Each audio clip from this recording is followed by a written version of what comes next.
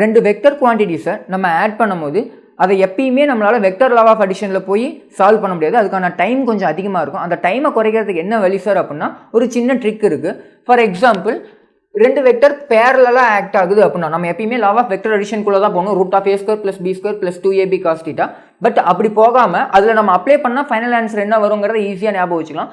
2 vector பேரலாக இருக்குன்னா meaning என்னது, ஜஸ்ட் ஒரே டைரக்ஷன்ல இருந்து ஒரு பாடி மேலே ஆக்ட் ஆகுது, ஒரு ஃபோர்ஸ்னு நம்ம கன்சிடர் பண்ணோம்னா ஆங்கிள் பிட்வீன் இந்த வெக்டர் நமக்கு என்ன தெரியும், 0ன்னு வரும். அந்த 0வை கொண்டு வந்து அப்ளை பண்ணோம்னா நமக்கு ஆன்சர் என்ன கிடைக்கும்னா 2 வேல்யூ நம்ம நார்மலாக ஆட் பண்ணுறோம். ஃபார் எக்ஸாம்பிள் இதோட வேல்யூ 5, இதோட வேல்யூ வந்து 3 அப்படின்னா ஆன்சர் என்னது 8 தான் இருக்க முடியும். பேரலாக ஆக்ட் ஆச்சுன்னா பேரலல் வெக்டர்ஸ். ஒருவேளை ஆன்டி பேரலல் வெக்டர்னா நமக்கு தெரியும் ஆங்கிள் பிட்வீன் தெம் 180 இருக்கும். எவ்வளோ இருக்கும், 180 இருக்கும். அப்படி 180 இருக்கும்போது நம்ம என்ன பண்ண முடியும், அதே வேல்யூவில் கொண்டு வந்து அப்ளை பண்ணுறோம். அதே ஃபார்முலாவில் அப்ளை பண்ணும்போது மைனஸ் மட்டும் தான் நடுவில் வரும். ஃபார் எக்ஸாம்பிள் இங்கே ஒரு அதே 3, இந்த இடத்துல ஒரு 5னா ஆன்சர் நமக்கு என்ன வரும், 2 அல்லது -2. நம்ம எந்த டைரக்ஷன்ல இருந்து எடுக்கிறோமோ அதுக்கேற்ற மாதிரி 2 இல்லைனா -2 நமக்கு கிடைக்கும்.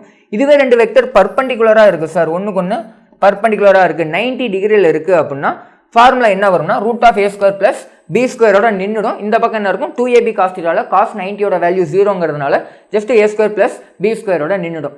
இந்த மாதிரி விஷயத்தை நீங்கள் லேர்ன் பண்ணணும்னு நினச்சிங்கன்னா future vision NEET and JEE அகாடமியோட சேனலை சப்ஸ்கிரைப் பண்ணிக்கோங்க. தேங்க்யூ.